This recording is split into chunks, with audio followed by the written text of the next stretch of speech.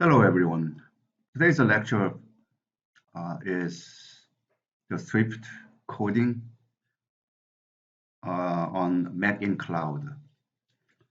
So you need to log in, and then we can go. So this is me, and this is my workstation, and I logged in. So you need so I have subscriptions. There's a pay as you go. So I can choose any of this Xcode. Let's try the recent ones. What I'm going to do is to here file, project, and the Mac OS, command line tools. So swift to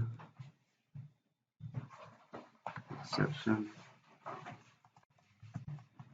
handling 01. Then what I'm going to do is okay. So I can move this a little bit.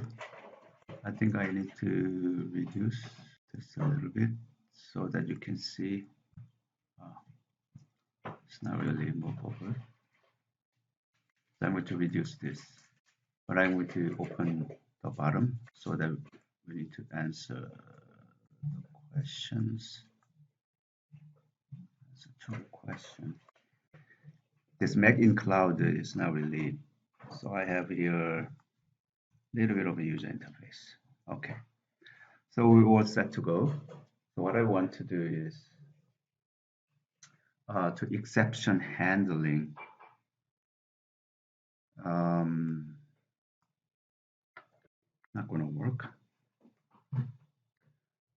So we need to first to print the prompt to question so that I can say enter your years of work experience. Okay, this is a prompt. And to this prompt, we need to ask, or we need to receive that and then check whether this guy is a Swift work experience is a reasonable number that we can take into consideration. So in this Swift, Swift exception handling uses do and then try catch phrase, okay, and then we need to here try get input function, okay, and to get that input function we need to receive that into say input, okay. Of course we need to define the function get int. So func get input function, and this input function throws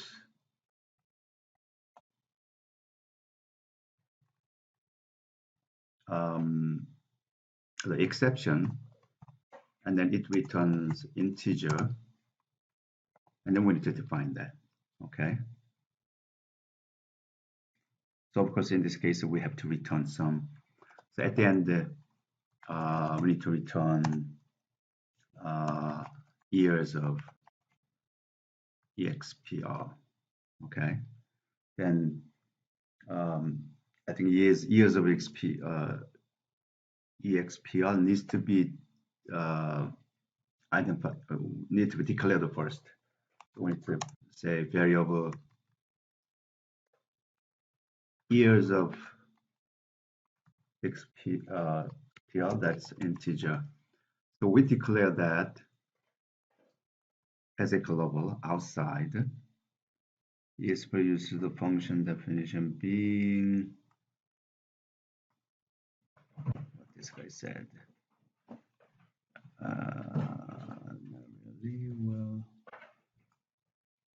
click this. EXPL uses function definition before being initialized. If it says initialized, then we can simply say year 0. I think that is maybe okay. All right. So get that years of experience. If the get input returns no exception, then that is okay. So we can say print here. We need to say print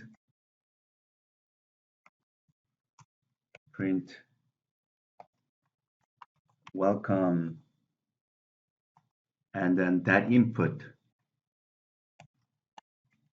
variable, whatever that input variable, that years of experienced applicant, and then we can make a good welcome statements. Otherwise, we need to catch, and in this catch, if we do, then we need to say here, by the way, the exception needs to be first defined in this way. Enum, that's enumerate, invalid input error that has 3 cases. Case too short. If somebody says, "Oh, I have experience of 2 years of experience," then there's too short experience for say this position. And then there's another case, is the impossible case. If somebody says, "I have a Swift experience of 10 years," of course, Swift was publicly available just less than 5 years, so that is impossible. And then maybe those 2 errors, right? And according to those 2 errors, we need to say here in this get input function, let years experience equals say read line. Okay, so that read line from according to that enter your years of work experience, then user enter, then that's this guy says I need to fill in this input variable. By the way, Swift has 2 kinds of variables, let or variable. Variable is just a variable, as you could see in many other languages, but let variable is that is a constant. Once it is in, then it should be there. So you can change this to variable. It's no big deal. So I can get the variable, the input variable, then it goes to this input variable function. The first statement in this function is to read that years of experience. Okay, and then we need to check. Years of experience is less than 3 years, then we can say that is too short, so that we throw that to invalid input dot too short.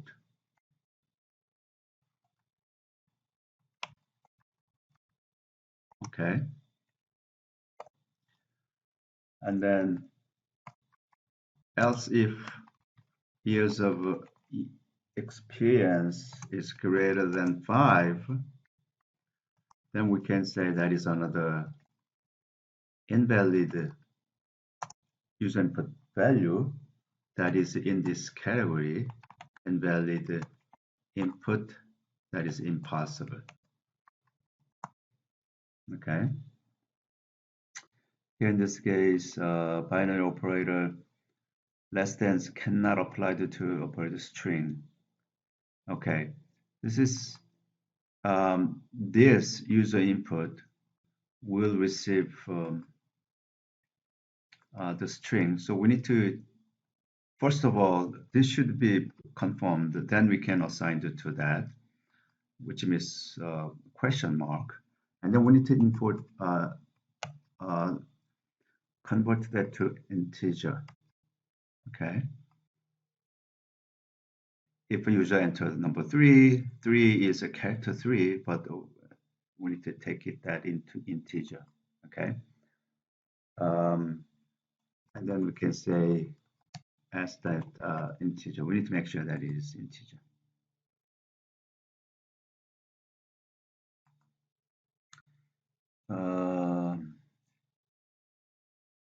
Oh, there is no function. That uppercase int.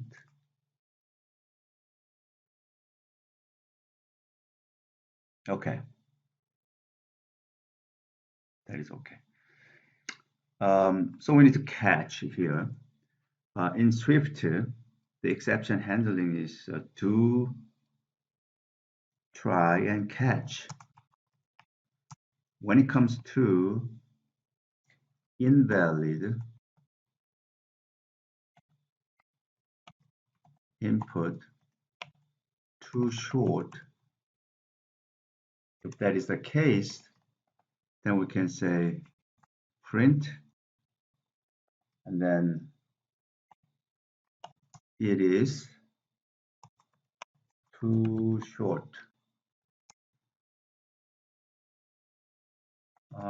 Try again. Okay, that is one type of exception. Another kinds of exception, another catch is invalid input dot impossible, right? In that case, we can print, since it was invented in recent past years, it is possible. Okay, I think that's it. We may have no errors, right? So what we need to do is to execute it. Okay, here. So execute. So build succeeded.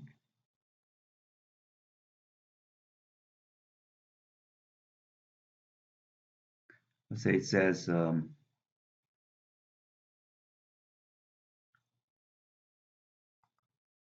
enter your years of experience.